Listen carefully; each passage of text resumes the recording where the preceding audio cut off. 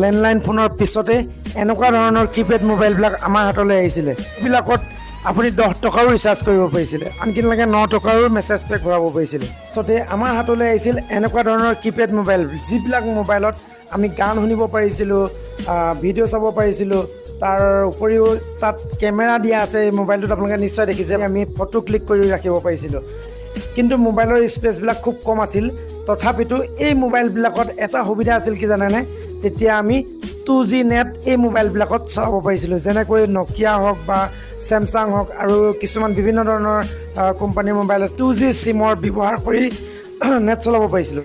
এই 3G আৰু 4G mobile যেতিয়াৰ পৰা আমাৰ হাতলৈ আহিব ধৰিলে, তেতিয়াৰ পৰা আমি মোবাইলত গুগল কি বস্তু চিনি পোৱা হ'লোঁ, ক্ৰম ব্ৰাউজাৰ কি বস্তু চিনি পোৱা হ'লোঁ বা অপেৰা মিনি কি বস্তু চিনি পোৱা হ'লোঁ। মুঠৰ ওপৰত আমি নেট খুলি নেটৰ পৰা যিকোনো এটা বস্তু চাৰ্চ কৰি চাবৰ পৰা